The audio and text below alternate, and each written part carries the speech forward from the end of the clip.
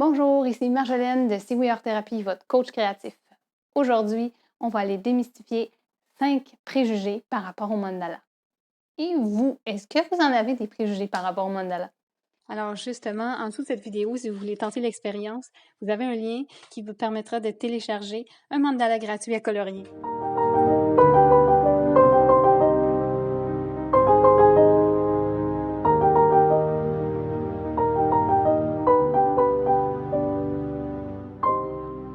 Aujourd'hui, on va donc démystifier 5 préjugés que j'ai entendus très souvent dans ma pratique concernant les mandalas.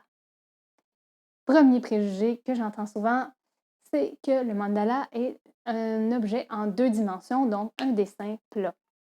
En fait, si vous voulez en savoir un peu plus sur le mandala, j'ai une autre vidéo qui précise, mais le mandala est beaucoup plus proche de la sphère et tout le mouvement qu'il y a à l'intérieur que du cercle plat. Par exemple, si on regarde des fleurs, c'est en 3 dimensions et c'est un mandala. Ce qui se passe quand on trace un mandala, c'est plus comme si on prenait une photo de quelque chose qui est en 3 dimensions. Donc, on va tracer ou colorier un mandala qui représente un moment, une énergie figée dans le temps sous forme de mandala plat. Deuxième préjugé que j'entends très souvent, le mandala, c'est du coloriage. Oui, c'est pas faux, mais c'est beaucoup plus que ça. En fait, souvent, cette croyance-là est très populaire parce qu'on a entendu parler des cahiers à colorier de mandala. Et c'est aussi plus accessible souvent. Maintenant, dessin, traçage et coloriage sont 2 choses. On peut faire toutes ces activités-là. On peut même créer un mandala en plaçant des objets sur le sol sous forme de cercle concentrique. Et là, on va avoir un mandala aussi en 3 dimensions. C'est donc pas réservé au coloriage. Par contre, qu'on colorie, qu'on le construise, qu'on le trace à partir de zéro, tout ça nous permet de vivre, et même qu'on observe un mandala, va nous permettre de vivre tous ces bienfaits. Troisième préjugé maintenant par rapport au mandala que j'entends très souvent, c'est que les mandalas sont réservés aux artistes. Non, désolée de vous défaire ce préjugé-là si ça faisait partie de vos croyances. En fait, le traçage, le dessin, le coloriage de mandala est accessible à tous ceux qui sont aptes et prêts à tenir un crayon ou un stylo et qui ont un papier à portée de main. Évidemment, on peut aller explorer en utilisant beaucoup plus de médiums artistiques, différents types de papier, différents types de crayons, d'aquarelles, etc. Mais ce n'est pas nécessaire. Quatrième préjugé que que j'ai entendu souvent dans ma pratique, c'est que les mandalas, c'est réservé aux enfants ou aux femmes. Pas forcément, c'est pas réservé à personne, c'est comme tout type d'art. Le but, c'est justement d'aller chercher cette créativité enfouie en soi, peu importe notre âge et peu importe qu'on soit homme, femme. Donc, je vous laisse penser à tout ça. C'est vraiment pas donc exclusif.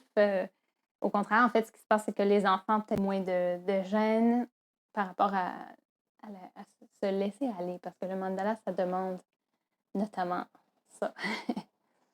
Et finalement, le 5e préjugé que j'ai souvent vu dans ma pratique, c'est le rapport avec la perfection, ou plus précisément, c'est qu'un mandala doit être parfait ou parfaitement symétrique. On se met souvent cette pression-là dans nos sociétés d'atteindre la perfection. Mais c'est un petit peu une mentalité proche du yoga ou de la méditation, c'est-à-dire que tout est dans l'intention. Notre objectif, c'est de viser l'imperfection. On prend, d'où le fait que c'est une activité qui nous permet de prendre notre temps, qui nous permet de revenir dans le moment présent et d'aller lentement tracer ou colorier, d'essayer d'apaiser le flot des pensées et justement d'aller travailler c'est quoi le rapport qu'on a avec la perfection ou avec l'imperfection. Oui, le mandala fait travailler ça aussi. Par exemple, on va se regarder dans le miroir et qu'est-ce qu'on cherche? Les imperfections. quand par exemple, on achète un cahier de coloriage de mandala, on va voir que c'est souvent des mandalas qui ont été tracés à l'ordinateur ou par une machine en répétant la même forme et donc beaucoup plus proche de la perfection que ce qu'un humain peut faire. Alors, en résumé, dans cette vidéo, on a vu 5 préjugés très communs que j'ai entendus par rapport au mandala. Premièrement, que c'est un dessin en 2 dimensions. Deuxièmement, que c'est du coloriage.